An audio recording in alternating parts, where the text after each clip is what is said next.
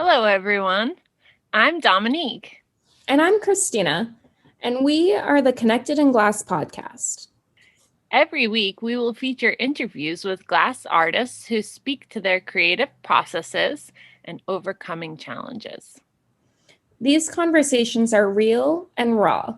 We hope that by sharing these stories, you're able to find some connection and know that you're not alone. We just wanted to take a moment to thank you for listening to our podcast. We're super passionate about this project and work for hours every week to bring you this content. So if you'd like to help support us, please consider becoming a patron at patreon.com/connectedinglass. Also, please consider joining our Facebook group, Connected in Glass Community, where we continue the conversations from these episodes. We'd love to hear from you. This episode of Connected in Glass is sponsored by Diddy Clips. Diddy Clips has changed the way we film our glassblowing videos, and we're proud to be working with them. Today, we're interviewing Brian Owoc. He's a glass artist currently based in Portland, Maine, who's been working with glass since 2001. Hello. Hello, how are you? Great. We're so excited to have you with us. Yeah, thank you for having me. Okay, we're so excited to get to know you. But at first, let's just skip the glass part of your life for a moment. You want to tell us a little bit about where you live, what you enjoy besides glass, and then get us into your story of how you started working with glass. Yeah, so I live up in Portland, Maine. I've been here since about 1997 or 8, right around there. Right when I turned 18, I kind of left upstate New York or central New York and moved to Maine. For fun and activities, I enjoy bowling. I'm an avid bowler. My shop's across the street from a bowling alley, so it's really perfect. And I've always bowled my whole life. So bowling's like my winter hobby. I do some shoveling in the winter. And then in the summer, I'll do a little golf. I'm not really that good. I just enjoy getting out there and walking around. But other than that, past 4 or 5 years, I've been really, even pre-COVID, I've been really work focused and really just trying to really focus on making stuff better, making more stuff, just really putting everything into the business. And with COVID hitting, there was like 2 weeks of stores being like, we're not open, we're canceling all of our orders, to every store ever being like, we need more glass than you can ever make. So it was a quick shift, but that 2 weeks or so of, oh my gosh, what am I doing for a job? I was like looking to become like a landscaper or some shit. But, it didn't happen. I kind of just pivoted a little bit, did more online sales of like pendants and whatnot. And the community was still supporting and, made it through. And then once I think people started getting the checks and whatnot, it was really good for, me. And I think most glass blowers, like people really bought and supported local people or businesses such as myself. So cool. All right. So wait, how did you start doing glass in the first place? Yeah, the glass blowing really found me.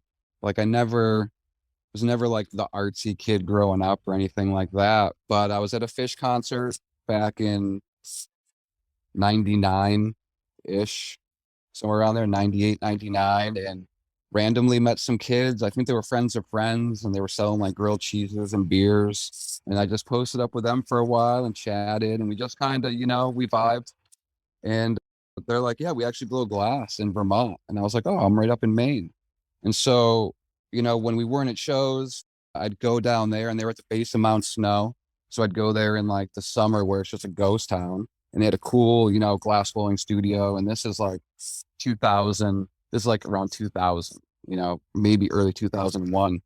And I'd never seen it before. And I was just like, oh my gosh, like this, I would just sit there and watch. I had no like, oh man, someday I'm going to do this. Or, I was just like, wow, this is just the craziest shit. Like I can't even, it just blew my mind. So that was my introduction. And I was friends with them, and I'm still friends with some of them to this day, actually. But so flash forward, a year or so, that shop closed down, and one of those, my buddies there, his girlfriend was moving to Maine to go to the art college up here.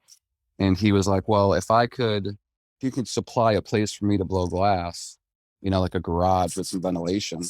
I'll teach you for free. And I was like, no shit.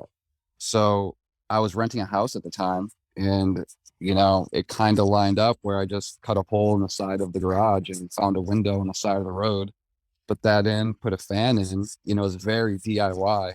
And we, I think I bought his old Major Minor torch, and he bought a new Carlisle.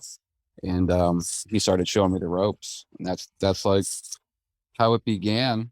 And yeah, right around 2001, 2002, I think it was, and that was up here in Portland, Maine. What kind of work were you making when you were doing that?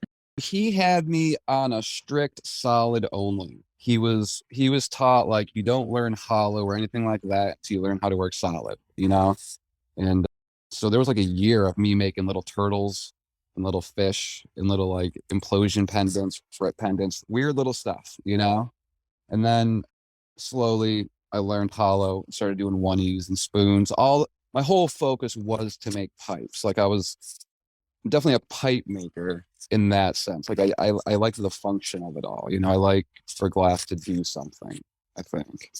And being, an avid cannabis consumer since like middle school, I've always made pipes out of like weird shit, like back in middle school, high school. I mean, like the wood and stuff we would make pipes out of, because glass wasn't even really a thing. Like, granted, like there was glass out there, but we were still fabricating what we could, especially being below 18, we couldn't buy it anyways. So, but yeah, I've always loved just making pipes. So, after working solid for a little while, he actually ended up moving into a house, and he had somewhere to blow glass. So I was kind of solo, just doing stuff trial and error. So there was, a couple years of me just, trying to figure it out. And I mean, I did. It's the tough way to do it, but I did, figure stuff out slow. But it was a very, very slow beginning. There wasn't much, there was no YouTube or anything like that to show me everything. And people weren't like super secretive, but it was still very underground, and just finding those people was difficult. Like, it's not that people were hiding the knowledge that much. It was more, where are these people that can give me the knowledge, So thankfully, Maine had, I think, since then, okay, let me regroup here. So blowing glass in like 2003. At the same time, I'm working at, Dunkin' Donuts, the overnight shift. And so to support blowing glass and cracking all this glass and oxygen and all that. So upon moving to Maine, I worked a couple jobs and then settled in at Dunkin' Donuts. So I was like I was like, where can I work the easiest and get paid the most? And, I have a GED. I got expelled in high school for smoking weed. It's been like a rocky path. But so I was like, Dunkin' Donuts, worked the breakfast place at night. This should be good. I get paid more for a night shift. Who goes there at night? So it was the jam. And then I ended up learning, the finishing portion of donuts. And then I ended up learning the baking part. And then I started really enjoying the baking part. So as I'm learning to blow glass, I'm also kind of advancing in my abilities of becoming a donut baker. So it definitely was like hand in hand for many years. Like, I was a workaholic.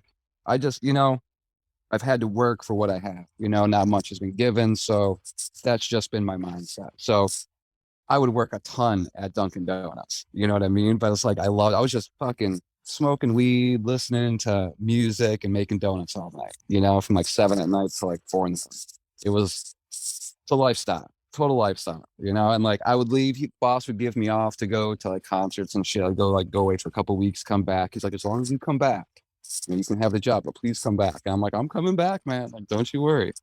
So, but yeah, so working that at night, coming home in the morning, trying to figure out glass.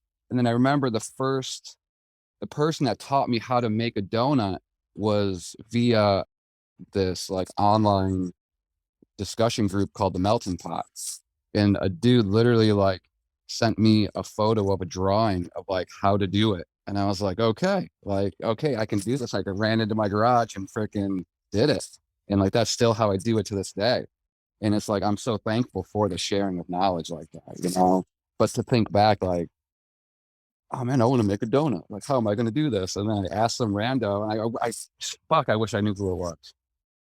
But yeah, he just sent me a picture, and he's like, oh, this is how you do it. And so, you know, did that. And I was nowhere near the food donut. This was just, before all that, I would just make a freaking hammer that was like 3 donuts as the mouthpiece and then a can, you know what I mean? I was like, look at these donuts. Like, this is great. But so yeah, so still learning glass. And then I started to meet more glass blowers. Maine, Portland, Maine, like Southern Maine. There's always been a lot of pipe makers, a lot of glass blowers. There's an art college. So, you know, I'd end up trying to think of the years, but met up with other glass blowers like W.C. Stearns. He was out here. A couple of other glass blowers that don't blow glass anymore, but like Mr. Gray, he was out here. Steve Bates. So, and then meeting some of these guys and seeing what they were doing, everyone was all about kind of helping each other. Everyone's doing their own thing. So it was really conducive to everyone pushing forward. And I worked in a couple random studios. I'm not even studios. I guess one studio, and then one place was like a storage unit almost with a fan in the door. Like, it was bad. And that's when, so to bounce around a little bit, just on the glass and life kind of bouncing back and forth. So I ended up becoming full head time baker at Dunkin' Donuts. Ended up actually baking donuts at 2 other bakeries within walking distance. And I would just like walk to the other bakery at 4 a.m. and bake their donuts. And like 7 days a week, I'm just like making donuts for 7 days. And like all these 2 different Dunkin' Donuts, and then a whole nother like more, you know, high end bakery, and, you know, but they were all just donuts, you know. But so that kind of fizzled. Dunkin' Donuts started to outsource their donuts to a factory that was like an hour away, price cuts, blah, blah, blah. So I got out of that, and the other donut baking spot kind of fizzled. So I found myself like, what am I going to do? So I was delivering pizzas for a little while, you know, just driving around. I had a lot of jobs where I could work a good amount of hours, make a good amount of money, and then still be able to blow glass. And so I was pizza delivery driver for like Domino's, working all the time, making decent money, and they didn't appreciate me. You know, they treated me pretty poorly for the amount of effort and what I gave them. You know, I'm such a good worker. Like, I'm like, point me in that direction. I'm doing my job. I'm doing it right. You know, so that's why eventually I feel they took advantage of me so much that I was like, I'm out of here, and I quit. And I think that was the only job I've ever quit, like walking out on. I was like, I'm done.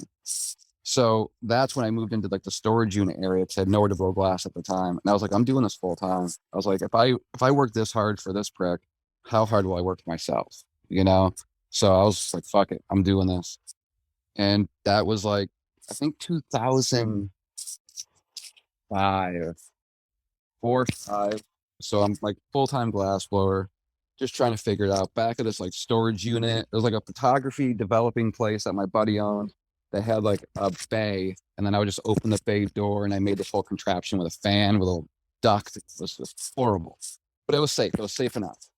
So I'm just still blowing glass, like just making my own thing, making, you know, spoons, oneies, you know, kind of whatever people wanted or whatever I was feeling. I just kept trying to push myself, making, you know, more intricate stuff, getting into dichro work, a lot of line work. And then I started working in Mr. Gray, Scotty's garage. And he had a little home studio. He was the resident artist at a studio up in Yarmouth, which was like 20 minutes away, called Royal River. And that was like the main glass blowing studio. That was like, as far as lamp working, you know, that was the Borough place. They sold color. They had all the best glass blowers, really nice people, all like big classes. And I was on like a waiting list to get in there. So I was working in Scotty's garage until a spot opened up there. And then once a spot opened up there, I moved in to Royal River. And that was the first time me working with like 6, 7 other artists, everyone at all different levels, making all different things. And it was the best. It really helped shape and show me like everything about glass. You know, there's people that work every day. There's people that work like 1 day a week. There's dudes making huge, huge, crazy pieces, and there's other dudes just making spoons. And it's like everyone does their own thing. And I think glass is about finding your thing. You know, if you're constantly trying to do what the guy next to you is doing, you're never going to be happy or satisfied, you know? So my vision was always the donut. Like deep down, I was like, I'm going to make this donut. It's going to be a thing, but my abilities weren't there. You know, it just wasn't feasible. You know, I was there from like 2008, I'd say, to 2014. I think that's about the years I was there at Royal River itself, whether it was up north or down here. And that's where I learned the brunt of my knowledge, just from all the other artists sharing the knowledge. And super, super thankful for that. Then I have a question. So was it super hard for you to go from working on your own and kind of maybe learning not the easiest way to do things possible to working surrounded by people and maybe kind of like unlearning some of the things you had been doing? Yeah, I mean, they weren't shy about pointing out the things I was doing wrong. You know what I mean? Which, you know, in the time and hindsight helped so much. But the group that was there was so friendly and eager to help each other. Like I'm nervous. I don't do well working in front of people, whether you're like, I'm doing something at like a demo where everyone's like drunk and no glass blowers, or if it's like professional glass blowers and they know exactly what I'm doing. I'm so nervous either way. I don't know why, but like, and I try to like get myself through it, but that's like one of my huge weaknesses is like certain stuff I do, you have to be like so spot on. And like if I'm just shaking a little bit because I'm nervous, it's like, "Doink," and I'm like, oh man, like I'm sorry. I've done 10,000 of these, and yet if there's someone watching me, I get all jittery. But I was nervous when I started going in there, but everyone was so welcoming and became such a family that it was more just growing. Everyone's trying to grow together. Like me and a couple of the other people were at the same level. So we were like, oh, you know, did you try this? Oh, well, you should try that. And like, it was the bouncing of info and retaining. It was just, we were just sponges, just working all the time. Like all I wanted to do was work because it's like a high, you know, like coming in the next day and seeing something made, like that's like what it's all about. Like, holy shit, like I made this, like someone's buying this, like, and back then, I mean, I was fucking broke. Like, even when those people were buying stuff, I mean, it's a struggle. Like, starving artist is real shit. And granted, hindsight, my work ethic, although it was good, is not what it should have been. You know, I still didn't take it serious. I still partied a lot. So, you know, I kind of, for the time and place and everything, it was what it was. And I like where I'm at now. But you know, I'm always like, oh, if you could look back and tell yourself something, like, would you do anything different? And it's like, no, because I wouldn't be who I am today. And I like where I am today. You know, I could be worse off, I could be better off, but I'm happy enough today that, you know, adversity leads to strength. And I think any less adversity would make me a weaker person ultimately. So I'm pumped. But Wait, yeah, so where are you today? Do you work by yourself in your own studio or do you share your studio space with others? I am so lucky these days. I share a studio with my longtime girlfriend, Sarah Marblesby, girlfriend of like 12 years. So like very long time. We work together here. We started this place together. It's pretty large. It's like 1,500 square, just me and her. But then next door, there's like a hotel adjourning door that locks to a separate unit is like 5 other glass blowers. So it used to be like Danny Camp. He moved out. He still kind of is around, but it's like Skrillinger, Feek, Forage Glass, traveling artists sometimes. So it's the best of both worlds because I like to really get in my zone and not get distracted. I get distracted easily. And like when people come over, I get chatty, I like talking and hanging out. Next thing I know, it's like 7 o'clock. I didn't make anything. I had a great conversation, but like trying to get shit done. So it's the best of both worlds because I have my own space, but everyone's right next door. I'm just so fortunate. I have my girlfriend here. She makes, you know, her own style of stuff, but we're, always working together. And yeah. Okay, so I have a question. Don't get you in trouble, but no, we will. What's it like sharing a space with your partner and doing the same kind of career path, even though you have your own styles, and then living and working together, right? How do you Holy work fuck. through it? It's intense. It's not for everybody. And it is like you said, it's day in and day out. It's like working and living together. I don't think everybody could do it, but I think we're just enough like yin and yang, as she says, that it works out really well. And I mean, it's kind of great. I can't speak for her. You know what I mean? Like, I'm sure she has a completely similar view, but or her own view. Like, I feel like I'm sounding selfish, but I love it so much to be able to share that with her. I can, work crazy hours. I'm like a workaholic these days. Like, it's a passion of, it's like a labor of love. It's all like, I enjoy it so much. It's not work, So being able to share that with her is great. Yeah, I think we make it work really, really well.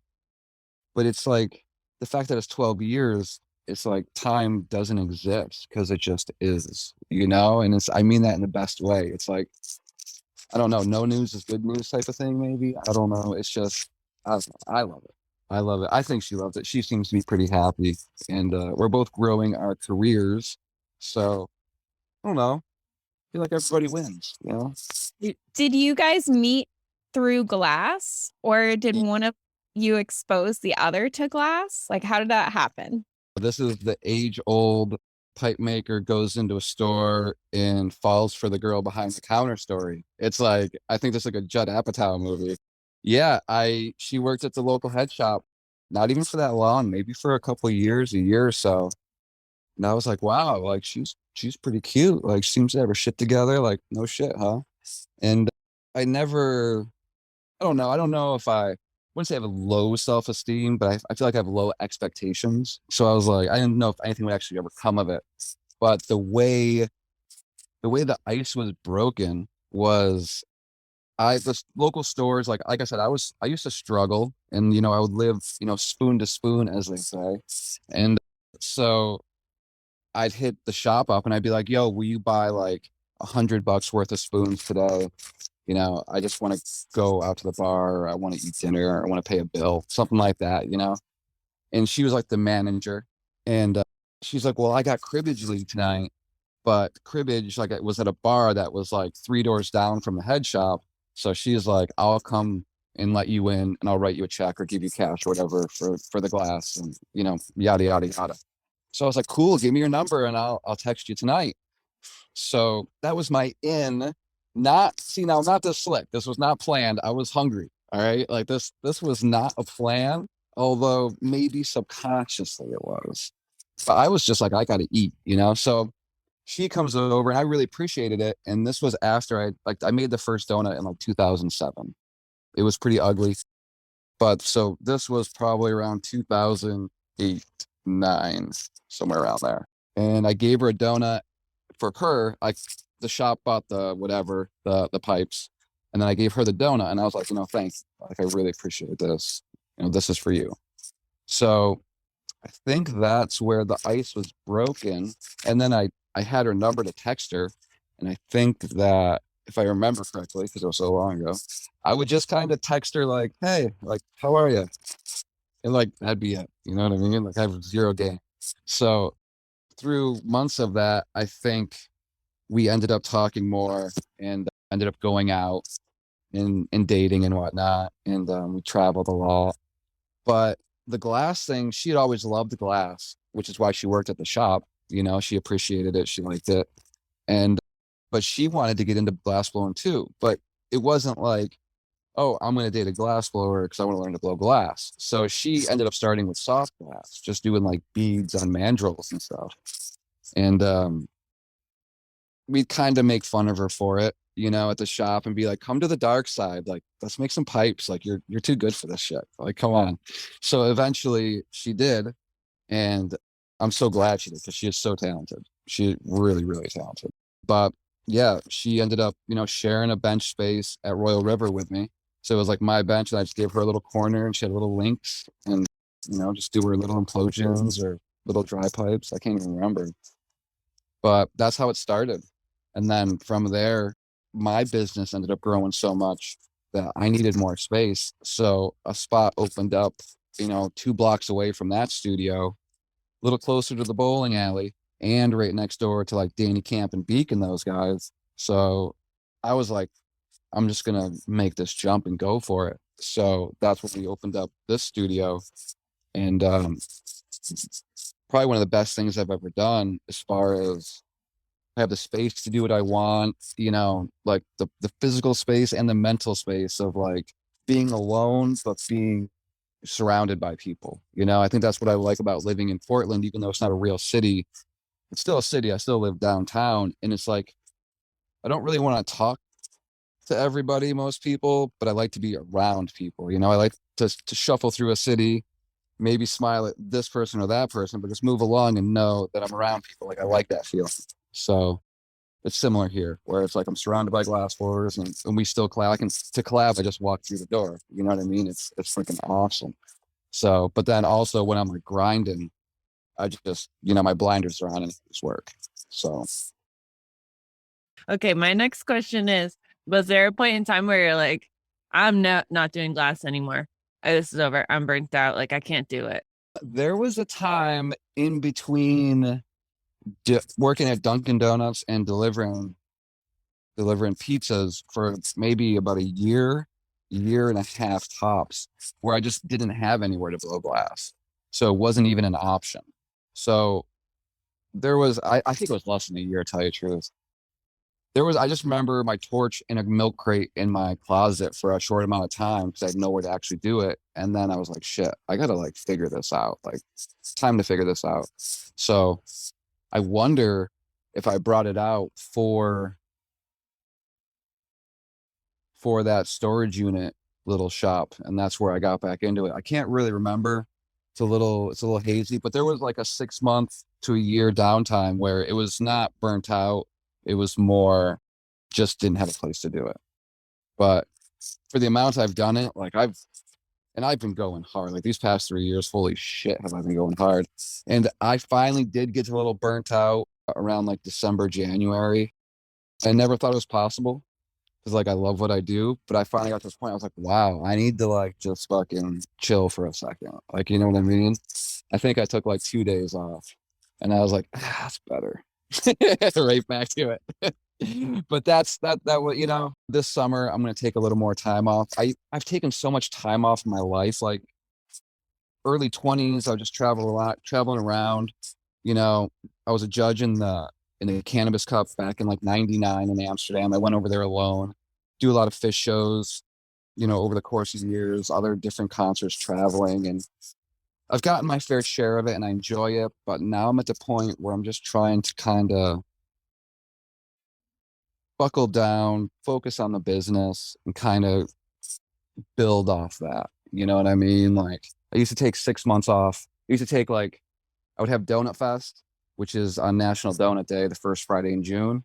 And then I would just like not work for like 2 months and just kind of recoup, stalls, go just be outside and shit. But then I was like, I should really be being productive. Like I'd be thinking about work more than I was thinking about what I was doing. I was like, I'd rather be doing this. Like, yes, sitting around having beers, doing nothing, killing time is fun. But like, I don't know. There's only so much of that you can do. It's just, I don't know. And I'm like 42 now. So I feel like get off my lawn, trying to work, like I can't, I don't even know. But yeah, I'm really in it. I'm in the donut groove, the work groove, the build the biz groove, and I love it, So I don't know. I'm very happy with the way I'm doing it. It's just like from the outside, it's like, wow, like you work a lot. Like you really do it. Like when I meet people, they're like, is KGB Glass like 7 people? Like it's a team of people, right? And I'm like, it's me. Like it's me, like Sarah helps me with like back end work and she'll help me with some stringer prep and little prep here and there, but she's so busy and I want her doing her own thing. I don't want her wasting her life doing small stuff for me. Like she's talented. Like she has so much room. Like, these next few years are gonna be amazing. But yeah, it's just I go really hard and I love it, you know. How do you go about pricing your work at this point? I know it used to just be like, here, give me $100 so I can get dinner, but what has it evolved into now? Oh man, yeah. I always say that's the worst part of the job is pricing. Like if I could just give stuff away and still have food, money to eat, like that'd be the best way. How do I do pricing? I kind of had my set price of, well, you know, someone once told me this is good. Someone once told me, take the price you want for your art and double it, and that's the price you should be selling it for. And I was like, whoa, like my stuff isn't worth that. Like, I did it. Who would want that? You know, it's like a lot of self doubt. Because I mean, pricing. I think about my first introduction to pricing pipes, and my buddy that taught me to blow glass and me, we would both make inside out oneies. And they were the same looking inside out oneies, restriction oneies, same size, same everything. He would get 12 and I would get like 9. And the only real reason is because he asked for 12 and I asked for 9, you know? And even then I'm like, wow, like you're getting more for those. And he's like, well, that's what I asked for them. Like I set the price, you know? And I was always like, oh, never good at it. You know what I mean? Like I feel like I'm in the mindset of I want my stuff to sell. Like I want everyone to be able to afford it while still compensating me for my, 22 years to get to where I am to even be able to do this, you know?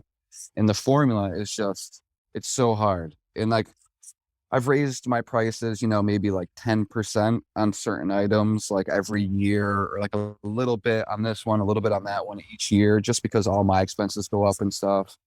But I'm not sure of the actual formula because Sarah asked me, she's like, well, how do I price this? Like, and I'm like, the market now versus the market back in my day where like we were begging shops to buy stuff. They'd smell it on us and be like, well, I'll give you 60, and it's like, well, we'll take it because we got to eat, Now it's like, there's none of that. Like I think there's a lot more mutual respect. I get that I've raised my quality of work to the point where there won't be much haggling, but I feel like even with a lot of other glassblowers I talk to, that's not how it is. It's not like, would you take this? It's like, say yes or say no. So I like that about the way shops are these days. But pricing is just the worst. Like I hate pricing. Like collabs, I'm like, what do you think? You know what I mean? Like I just try to push it off on someone else. It's, I'll throw in like material costs when it's like crushed opal or dichro, if there's a lot of something like that, or like an expensive molten aura color, stuff like that, will be more. But I try to have like base prices and build off the base price of the donuts and stuff. But it's never fun. You know what I mean? Like for me, like the worst part is pricing. But I'm happy with it. Stuff sells. And I feel like as long as I can do this happily and people will buy it, that's the right price. If I'm sitting there at night saying, man, wish I got more. I spent too much time on that. Or, oh, man, did I overprice that? It's been sitting in a shop for 5 years. Like, so I want to see stuff sell. I want to see everybody happy. And so that's kind of, I guess I price my stuff out of happiness and sellability. As long as I'm happy, you're happy, and it sells. I feel like that's kind of my equation, which doesn't really make much sense, really, but it's kind of how I see it. Have you ever struggled with putting your work out there? No, I've never felt anything like that because my biggest thing was just keeping it real, being 100% me, and that's all you got. You know what I mean? And I think that's why there's a good response to the donuts is because not only like the story, it's like they're built, like they're the product of like adversity, you know, they're the product of working hard, not giving up in life, not like, complaining about the hand that was given, that you were given, and just pushing forward, just going forward. And so, no, I've kept things 100 since I can remember. And, people haven't always liked the donuts. Like back in the day when I was making the donuts, 2007, 2008, 2009, I would have like, the gun cases full of pipes, Sherlocks, stemless bubs, dry pieces, and like donuts. People would buy all the pipes and not buy the donuts. They'd be like, what's that? And I'm like, it's a fucking donut. What do you mean, what's that? Like, we all know it's a donut. And they're like, nah, I can't. Like, how much? And I'm like, they weren't even much. They were like $60. And I'm like, they're like, nah, like, no. And then, some stores would take a chance, and, I admit they did have to get better. They did need work, but at the time they still should have bought them for like the time, for society and me and the market, that they were still buyable, questionable on not buying this. But like this donut that I'm wearing here, you can see that this one is like an old 2011 or something. This is like really old one. I wear this every day. This was the one that no one would buy. They just wouldn't buy it. And I got to the point where I was like, they just buy every pipe and they just wouldn't buy the donut pendant. And I was like, well, I'm going to keep it because I like it. And it's kind of, I've worn it every day as like my lucky donut since then, like literally every day, maybe 5 days since 2011. I haven't worn this because I forgot. Thankfully, I wasn't struck by lightning those days, but, I made it through. But this just reminds me of, people aren't always going to like what you're doing, but if you believe in yourself and if you keep, you keep the dream in focus, you keep a passion alive, it might work, like I'm not saying it'll always work because it doesn't. Like I consider myself really lucky. Like I've worked my ass off, but without the amount of luck that I've gotten for things just to be what they are, like, I wish I could say hard work is the solution to everything. It's not, like there is that element of luck, and like passion helps, and putting yourself in the path of luck for luck to hit you is your best like course. But following your passion, like I loved making donuts, like it's just, I was like, man, has anyone made a donut pipe? I was like, shit, I think this is gonna be my jam. And like that's it. And like some people are like, do you really want to be known? Like back in the day, like, but do you want to be known as like a donut guy? And I'm like, yeah. I mean, if I guess better than not being known at all, A, and B, I make donuts. If that's, I mean, I've been called worse, like I'll take the donut guy. And, people are like, well, you make the same thing over and over. And it's like, I don't though. Like, yes, I make a bunch of dry, large donuts, but I make donut Sherlocks, donut balls, donut rigs, every kind of donut rig, donut dry pieces. Like I have like 13 different styles of pipes that are just donut incorporated. So like I'm always making different stuff. So that's like half the fun. Like as tied into it as I am, I have all the freedom in the world, and I don't know. I'm so thankful that everything has kind of played out the way it did, but who would have thought, I never ever would have thought things would be the way they are at all. It's just crazy. So, what would you say is your definition of success? Do you feel like you've reached it? It's like success is it's a vague word, but it's still a specific word. You know what I mean? And I think it's like success in my glass career or success in life. You know what I mean? I think success is broken up into different like departments, and like I don't know if a person is successful overall. I guess they can be, but I look at it as like they're a successful father. They're successful at this. Like, are you successful at everything you do? I guess there are people like that. You know what I mean? I'm a little flawed to be successful at everything, but like when I look at just different things, like, am I successful at my work, like my work career, my glassblowing career? I do consider it a success, and I wish I would have Googled what success actually means, like the definition of success, because there is like a definition. But I feel, you know, it's my career and it's my job, and I'm so fucking happy to come in and do it each day, and it's how I support myself. I think those are all the elements of success. Like happiness and success, I think should go hand in hand, but they're not always the same because it can take a lot of unhappiness to get to success. And then once you're at the top, are you truly happy? You know what I mean? But you know, I like in bowling, I'm a pretty good bowler. I'm like, am I a successful bowler? And I was like, I think so. But then like I don't know. Like it is a weird term, and I don't know if I have the highest like self-confidence, self-esteem levels. You know what I mean? I'm always kind of like, I doubt myself more than I should, But I would say, I'm gonna go ahead and say, yes, I consider myself successful at this point. But I'm not done. And I feel like there's more. Are there levels of success maybe? I don't know. I'm definitely above water.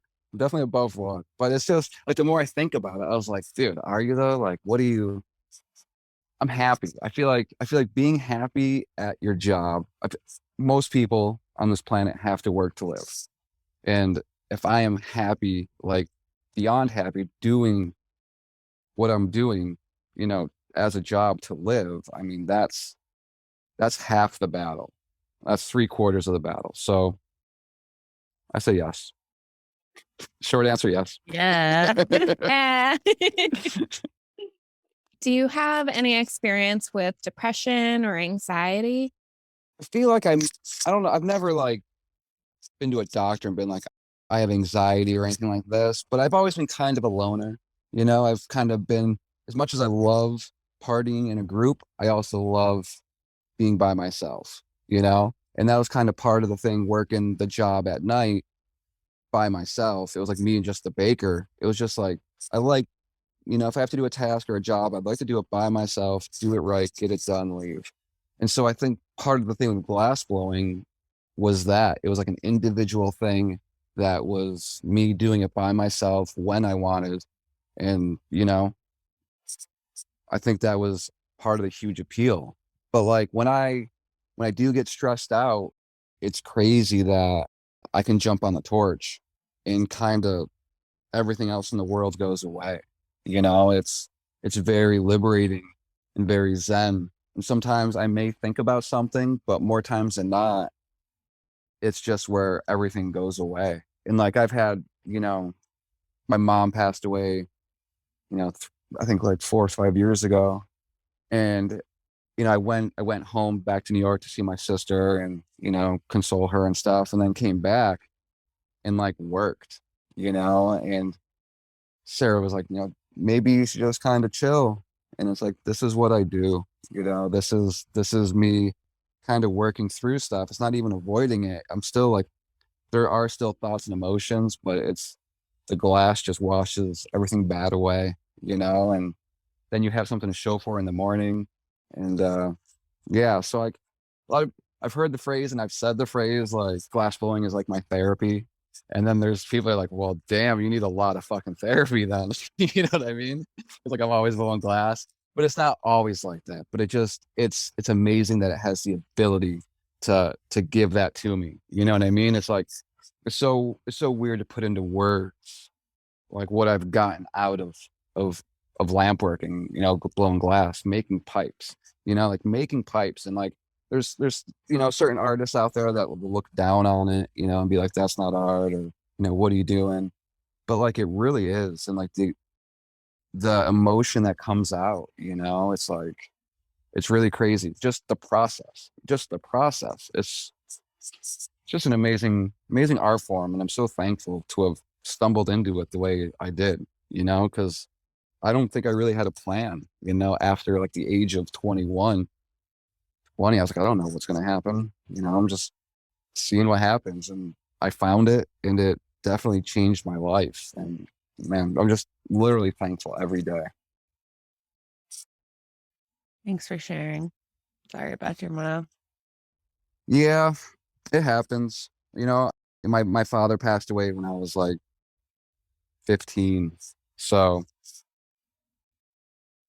dealing with something like that early, it kind of sets you up for everything else. So it's that whole adversity leading to strength where I don't know, I feel stronger in the long run for everything that's happened. But the kid should never die before the parent. So as the math goes, I mean, kind of is what it is. And you have those healthy outlets to process it. Indeed. Laugh and your successful bowling career. Hey, I'm working on it. So do you have anything else that you'd like to talk about? Or maybe you have some kind of conclusion or words of wisdom to pass off to everyone? I was like looking at a question to answer. I was like the biggest life lessons you've learned. What lesson would you tell your younger self? And I kind of touched on that where it's like just keep going. Like I wouldn't even want to tell my younger self that things would be as good as they're gonna be because I feel like I might get soft. I'd be like, oh well, if that's what it's gonna be, I might as well dick around another couple of years. So shit's weird like that. Closing thoughts. Thank you. I appreciate the invite. It's cool to talk, to reflect on the journey, the path, the life. I see my glass life as like the life of the donut, but like there were 6 years, prior to even making a donut, let alone like 2012. All I've made since 2012 are donuts, absolutely nothing else, which was my goal in like 2009, 2010. So, but before that, I made everything, and I had a really fun, productive career in glass. And it's crazy. It's fun just to think back sometimes about like, well, how did I get here? It's like, oh man, it has been crazy. You just never know. Like to the people like, you're making spoons, you're making rigs, it's just about, I hate to say it, it's like so much sacrifice went in for me, I've sacrificed so much to get to where I am on top of like hard work and luck. It's like you sacrifice a piece of you and it's not a guarantee that it's gonna be worth it, but you gotta believe in yourself enough, believe in what you're doing enough. And failing is good. If you fail along the way, that's only teaching you. There's like a saying, sometimes we win and sometimes we learn. And that's just it. You learn way more losing than you do winning. So it's like those failures will only help you, and like you just got to keep going. I'm so thankful for where things ended, like for where I am today. And this is even, I mean, where am I going to go from here? This could be the beginning. Today's just the beginning of tomorrow, I'm going to coin that phrase. But yeah, so it's like, it's just so great. It's great. I love glass blowing, love making donuts, and it's great. All right. Well, thank you so much. Thank you. We appreciate you. Oh yeah, thank you. Thank you so much for listening to this week's episode of Connected in Glass.